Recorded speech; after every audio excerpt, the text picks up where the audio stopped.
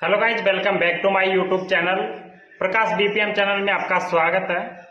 दोस्तों, बात करते हैं कि मैं जीडीएस में बीपीएम पद पर सिलेक्ट हूं।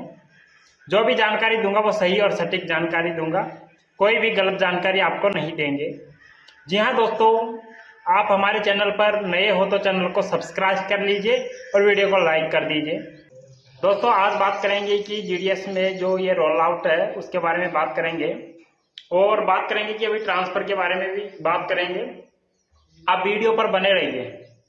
जी हाँ दोस्तों, अभी जो ये ट्रांसफर पोर्टल खुलने वाला है तो उसके बारे में बात करेंगे और जो ये डिपार्टमेंटली एग्जाम आई हुई है, जैसे कि जीडीएस से हम एमटीएस बन सकते हैं, उसमें हम कितने साल बाद में हम एग्जाम दे सकते हैं, सब कुछ आपको इस वीडियो में डिटेल से मिलेगा। आप वीडियो पर बने रहिए। दोस्तों, आप नए हो तो चैनल को सब्सक्राइब कर दीजिए और वीडियो को लाइक कर दीजिए। जी हाँ दोस्तों, मैं आपको कोई भी जानकारी दूंगा वो सही और सटीक जानकारी दूंगा। मैं भी एक जीडीएस में बीपीएम पद पर सिलेक्ट हूँ और आज बात करेंगे कि जो न्यू वैकेंसी आएगी उसके बारे में भी बात करेंगे। जैसे कि अभी हाल ही में हमारी जो यानी 5th लिस्ट आई हुई है जीडीएस की, जो शेड्यूल 1 जनवरी 2025 के नाम से जो न्यू वैकेंसी आई थी उसकी 5th लिस्ट आ गई है। अभी 4-5 दिन हुए हैं और उसकी जैसे कि बात करते हैं कि उसकी जो डॉक्यूमेंट वेरिफिकेशन की लास्ट आप डेट है जो 24 जुलाई है, उससे पहले पहले आप डॉक्यूमेंट वेरिफिकेशन करवा लीजिए।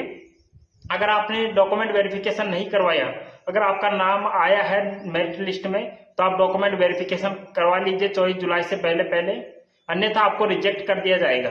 फिर जो भी 6th मेरिट लिस्ट आने की अभी संभावना है।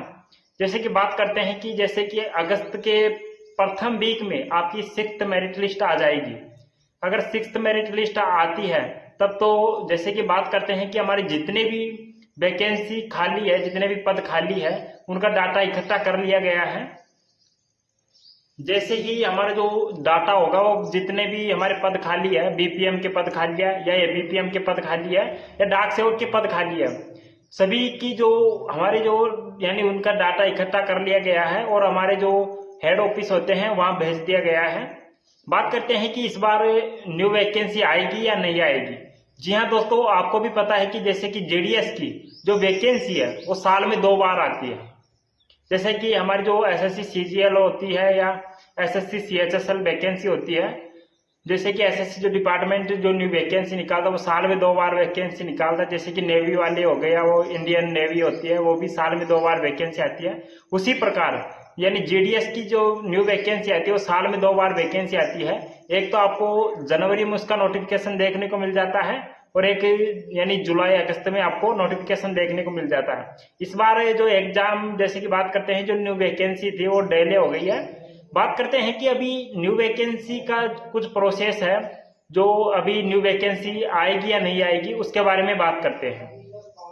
जी हाँ दोस्तों, बात कर रहे हैं कि इस बार जीडीएस की न्यू वैकेंसी आपको अगस्त में उनका नोटिफिकेशन देखने को मिल जाएगा और अगस्त में आपको नोटिफिकेशन देखने को मिलेगा कि अब आप पूछेंगे कि सर कितनी वैकेंसी आएगी, तो लगभग आपको 24,000 के समथिंग आपको न्यू वैकेंसी देखने को मिलेगी। और भी बात करते हैं कि अगर 24,000 के समथिंग आपको न्यू वैकेंसी देखने को मिलेगी, और कई बच्चे कमेंट कर रहे थे कि सर राजस्थान में इस बार वैकेंसी आएगी या नहीं आएगी, तो मैं आपको बता देता हूं कि राजस्थान में भी इस बार न्यू वैकेंसी आएगी। अभी जीडीएस की यानी अभी जनवरी में जो न्यू वैकेंसी आई थी उसमें राजस्थान में एक भी पद मतलब एक भी पोस्ट पर वैकेंसी नहीं आई। इस बार 100% अगर अगस्त में आपको जो नोटिफिकेशन देखने को मिलेगा उसमें 100% राजस्थान में आपको अच्छी खासी वैकेंसी देखने को मिलेगी। तो मैं आपको बता देता हूं कि दोस्तों, अगर आप न्यू वैकेंसी के लिए अप्लाई करना चाहते हैं, अगर आपकी अच्छी परसेंटेज है और आप बेरोजगार है और आपको जॉब चाहिए, तो ये एकदम बेस्ट जॉब है। अगर आपका मेरिट लिस्ट में नाम आता है तो आपका 2 बार डॉक्यूमेंट वेरिफिकेशन होगा, उसके तुरंत बाद इसमें आपको जॉब मिल जाएगी। इसमें जो भी कई लोग बोलते हैं कि सर ये गवर्नमेंट जॉब है प्राइवेट जॉब है। मैं आपको बता देता हूं कि ये 100% गवर्नमेंट जॉब है। अभी हाल ही में जैसे कि बात करते हैं 8th पे कमीशन लागू होगा या नहीं होगा इस जॉब में, कई बच्चों के डाउट है कि सर इसमें यानी 8th पे कमीशन लागू होगा या नहीं होगा, उसके बारे में भी बात करते हैं। अभी तो बात कर रहे हैं कि जैसे कि हमारे जो राजस्थान में न्यू वैकेंसी आएगी, और यानी कौन से स्टेट से कम परसेंटेज जाने वाली है, कौन सी कट ऑफ कम जाने वाली है, कौन सी स्टेट से, कौन से डिस्ट्रिक्ट से कम कट ऑफ जाएगी, हम आपको पूरी डिटेल से बता देंगे। जब भी न्यू वैकेंसी आएगी तो हम आपको यानी फुल डिटेल से आपको इसमें वीडियो मिल जाएगा। बात करते हैं कि दोस्तों अभी राजस्थान में न्यू वैकेंसी आएगी तो मैं आपको यानी आपको इसी चैनल पर, इसी यूट्यूब चैनल पर आपको फुल डिटेल से वीडियो मिल जाएगा। अभी जैसे कि बात करते हैं कि दोस्तों अभी ये रोल आउट डे की बात करते हैं। जैसे कि हमारे रोल आउट अभी लागू किया गया है बाड़मेर मंडल में। जैसे कि अभी यानी 14 जुलाई से लेकर आपको 22 जुलाई तक रोल आउट डे देखने को मिलेगा। उसमें कोई भी किसी भी प्रकार का ट्रांजैक्शन नहीं होगा। जो हमारा बीओ है, जो ब्रांच मतलब ऑफिस होता है हमारा, वो उसमें आपको किसी प्रकार का ट्रांजैक्शन नहीं होगा, किसी प्रकार के अकाउंट नहीं खुलेंगे। कोई भी यानी जो भी हमारी जो बीओ में किसी प्रकार की सीओडी आती है किसी प्रकार की, तो उसको एसओ से ही निपटान करना पड़ता है। अभी 22 तारीख तक हम यानी फोन है हमारी जो डिवाइस दी गई है उसमें हम किसी भी प्रकार का यूज नहीं कर सकते, क्योंकि दोस्तों अभी IIT 2.0 जो ये दर्पण ऐप है उसमें यानी काफी अपडेट देखने को मिलेगा। जैसे कि बात करते हैं कि दोस्तों अभी हमारा आईपीपी हमारी जो आईडी बनी हुई है उसको भी हम यूज नहीं कर सकते। जी हाँ दोस्तों, बात कर रहे थे कि हम जो ट्रांसफर पोर्टल की, अभी यानी ट्रांसफर पोर्टल तो हमारा जो दिसंबर में खुलने वाला था। बात करते हैं कि जो दिसंबर में हमारे जो ट्रांसफर हो गए हैं, बात करते हैं कि अभी जून जुलाई में हमारा जो ट्रांसफर पोर्टल खुलने की भी बात चल रही थी, तो अभी इसमें ट्रांसफर पोर्टल की अभी कोई भी अपडेट नहीं आई है। अगर आपका जो ट्रांसफर पोर्टल की जो अपडेट आएगी तो उसके बारे में बात करते हैं कि अगर ट्रांसफर पोर्टल हमारा लगभग कब तक खुलेगा उसके बारे में बात करते हैं। जी हाँ, आपका जो ट्रांसफर पोर्टल है नवंबर दिसंबर को आपको देखने को मिलेगा।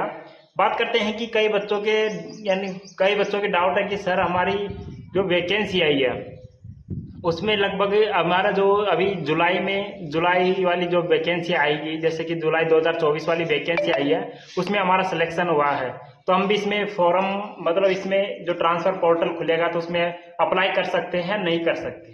जी हाँ दोस्तों, आप जैसे ही आप अप्लाई करने के लिए जाएंगे तो आपका ऑटोमेटिक आपको रिजेक्ट कर दिया जाएगा, क्योंकि उसमें पहले तो 1 साल का सिस्टम था कि 1 साल में आपका ट्रांसफर हो जाएगा।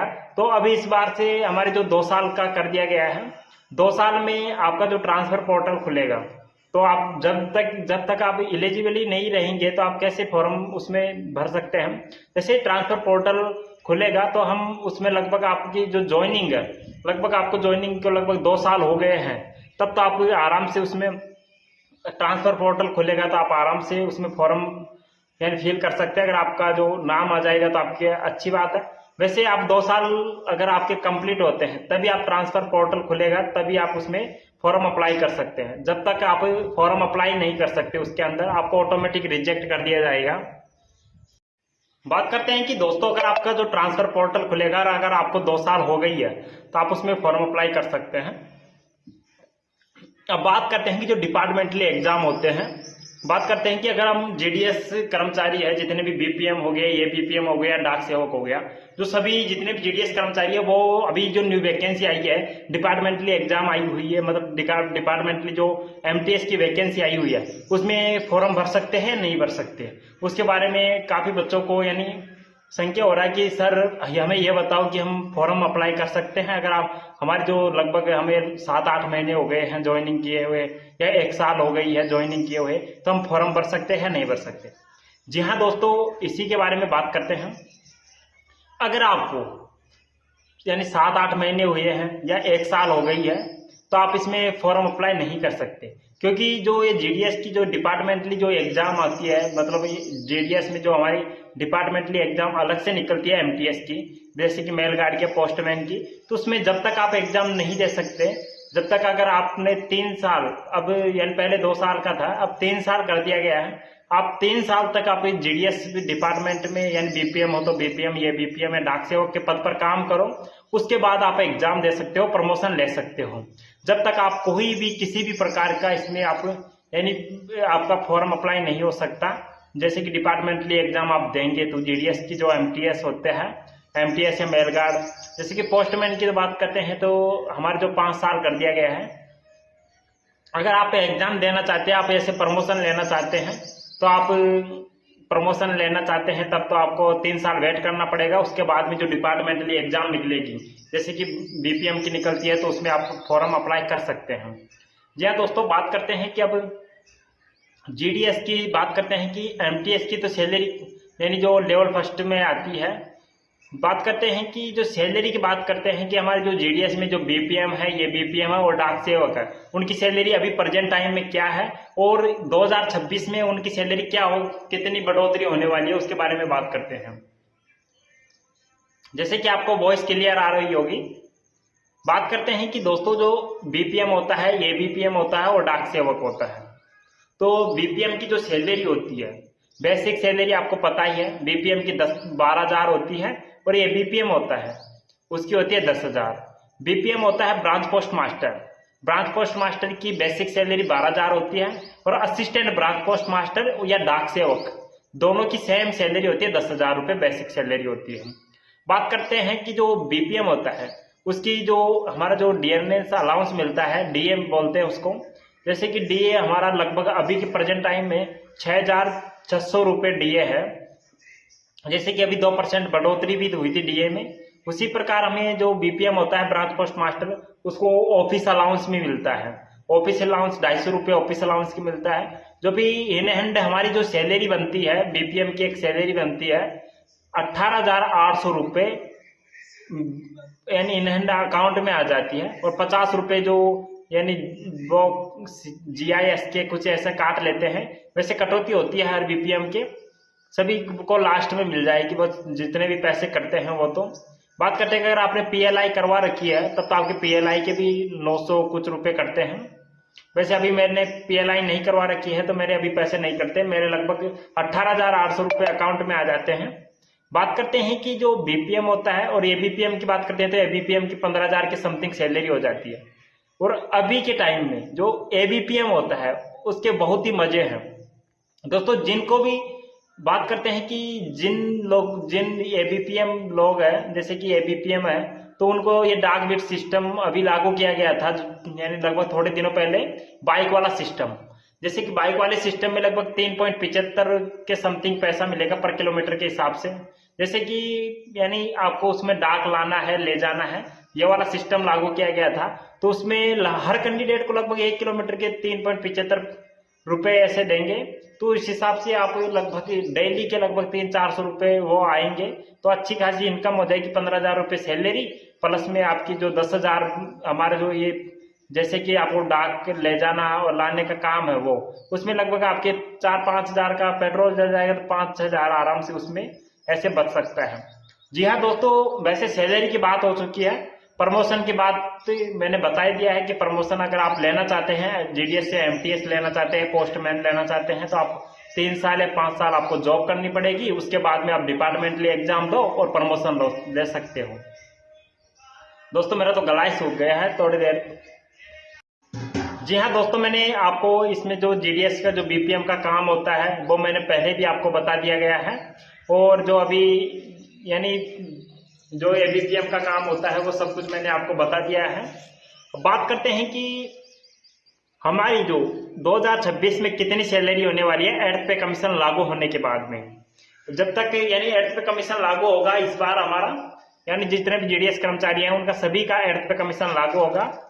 बात करते हैं कि जैसे ही हमारे जो सेंट्रल लेवल की जितने भी यानी वैकेंसी आती है या गवर्नमेंट जॉब है, सब में जैसे ही हमारा जो अभी गवर्नमेंट जॉब है सेंट्रल लेवल की, जिनमें सभी में अभी 2% डीए इंक्रीमेंट हुआ था, तो उसी हिसाब से हमारे जीडीएस के जो जितने भी कर्मचारी साथी है सभी के यानी जितने भी सेंट्रल लेवल में आती है जीडीएस की जो जॉब है, बात करते हैं कि इसमें भी 2% का डीए अभी इंक्रीमेंट हुआ था। तो उस हिसाब से हमारा एड पे कमीशन भी जैसे ही सेंट्रल लेवल की वैकेंसी जितनी भी गवर्नमेंट जॉब है सब में लागू होगा, वैसे ही हमारी जीडीएस की इस जॉब में भी ये हमारा जो एड पे कमीशन लागू हो जाएगा, तब हमारी अच्छी खासी सैलरी हो जाएगी।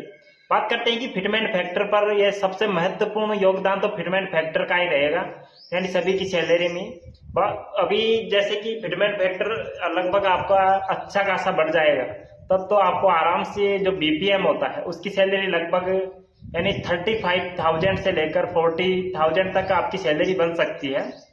बात करते हैं कि जैसे कि अब इसमें यानी ये बीपीएम की सैलरी भी अच्छी हो जाएगी, 25 के समथिंग हो ही जाएगी, 25,000 के समथिंग। बात करते हैं कि दोस्तों इसमें काम के बारे में बात करते हैं तो काम इतना है नहीं जैसे कि जितना आप समझ रहे हो। इसमें यह है कि आपके पास एक ऑप्शन बन जाता है कि आप आराम से अलग यानी स्टडी कर सकते हैं। जैसे कि आप अगर आपने जॉब यानी जॉब आपके अगर अच्छी परसेंटेज है तो आपको अच्छे बेस पर आपको जॉब मिल जाती है, तो उस हिसाब से आप आराम से इसमें यानी एक दूसरी यानी बड़ी जॉब आप आराम से निकाल सकते हैं। अगर आप इसमें प्रमोशन भी ले सकते हैं। जी हाँ दोस्तों, अगर आप चैनल पर नए हो तो चैनल को सब्सक्राइब कर दीजिए और वीडियो को लाइक कर दीजिए, ज्यादा से ज्यादा दोस्तों के पास शेयर कीजिए। आपको जो भी जानकारी मिलेगी वो सही और सटीक जानकारी मिलेगी। इस चैनल पर कोई भी आपको फेक न्यूज नहीं मिलेगी। बात करते हैं कि दोस्तों जीडीएस से किसी भी प्रकार की अगर आप जानकारी लेना चाहते हैं या यानी जॉब के बारे में किसी भी प्रकार के आपके क्वेश्चन है तो आप कमेंट बॉक्स में क्वेश्चन कर दीजिए, आप टिप्पणी कर दीजिए, लिख दीजिए कि कमेंट करके आप बता दीजिए कि आपका क्या क्वेश्चन है, तो उसका आंसर देने की हम 100% कोशिश करेंगे।